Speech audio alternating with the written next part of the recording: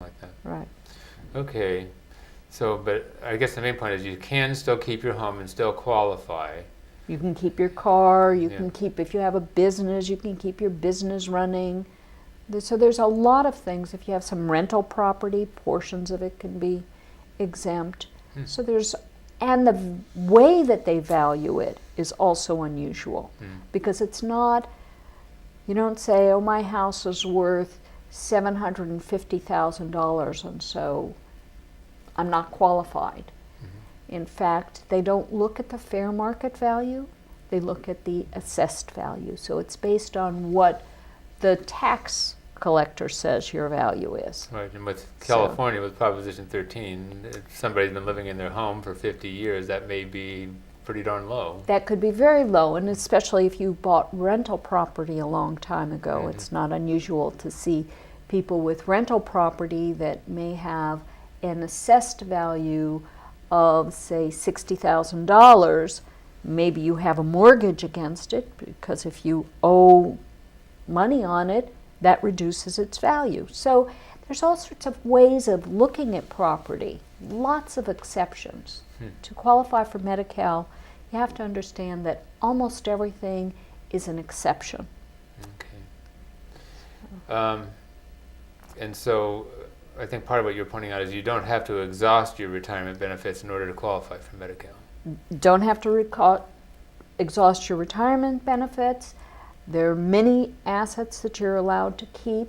And in addition, if you're a spouse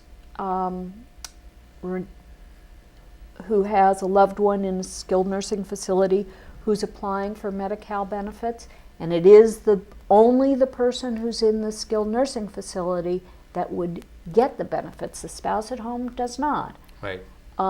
They can also keep about $109,000 in addition to the property that's not counted. Okay. Now,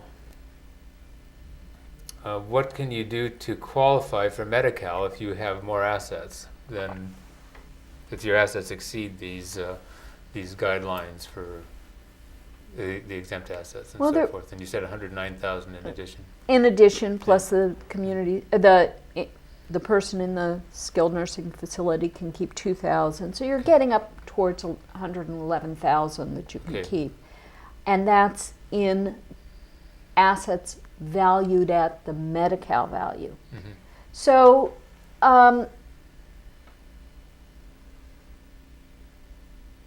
if you happen to have more than the $111,000, there's basically three things you can do. One is you can just go out on a spending spree. Just spend it down. So you're on that worldwide cruise. Well, buy a new car, do all sorts of things. A car's an asset. One car is not an one asset car is okay. of any value. So get a nice Mercedes. You can even go out and get a $350,000 recreational vehicle. If that is your vehicle, it is an exempt asset. It's nice an Winnebago, huh? Nice Winnebago. At any rate, not that that's a good thing to do, because once you've spent the money, it's gone. Right. So, but that is certainly one of the things you can do.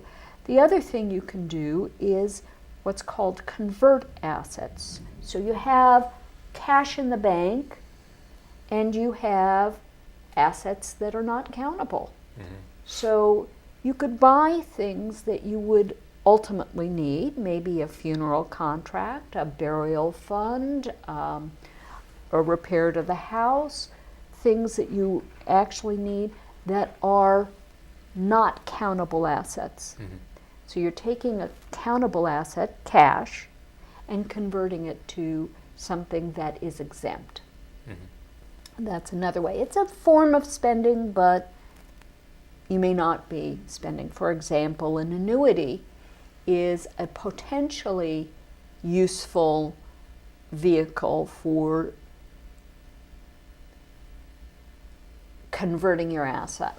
If you structure it correctly and you understand that there are costs associated with purchasing an annuity, and there's some issues that you have to be aware of if you should choose to purchase an annuity to convert from a countable asset to a non-countable. The last way to do it is to give your excess property away. And I do know that many people come in and see me and they say, oh, I can't make gifts. They're gonna keep me from getting Medi-Cal. If I make gifts, they'll punish me. And while it's true that in the application process you must disclose every gift that you've made, if a gift is structured properly, you can end up still receiving Medi-Cal benefits. It will be evaluated, but you can give away property in a very structured and careful way and still qualify for benefits. It's really important to know, though, when you give something away, you've given it away. Don't get it back. It may not be there for you, and that's a really big concern whenever you start thinking about giving your property to a child to hold for you. Many things can happen. Your child could come into their own set of problems, creditor problems, injury, bad marriage.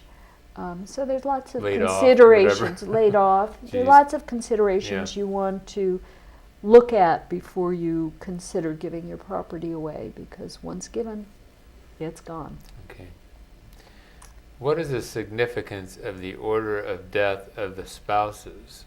And what if the spouse who lives in the home dies first? Well, that's a very big concern, because whenever I work with a couple for Medi-Cal, and usually I get all the documents prepared. I'm a strong advocate for preparing the documents in advance, but not necessarily transferring or changing your asset structure until or if it's ever necessary. So part of what we do when we actually have to implement a Medi-Cal plan is we make sure that the property is lots of considerations, but whatever property the community spouse owns, the person who remains in the home owns, they set up their estate plan to be able to leave it in a trust through their will for the benefit of their loved one in the skilled nursing facility. And if you do that, then your loved one could have a safety net should you predecease him or her. So, but what happens really, so what we're saying is you need to plan for this. You need to plan. It doesn't, you Otherwise, don't want to. Otherwise, what would happen is something else could happen with those assets. Right. They could pass back to your spouse, and then the spouse loses their Medi-Cal benefits. So that the one who's in the home, assuming they're not not having the care. Right. So what's going on is we said they have 109,000 exemption. Now they're gone. And they they want their 109 exemption, and now the other spouse only has 2,000. So now that the 100,000 has to go someplace else.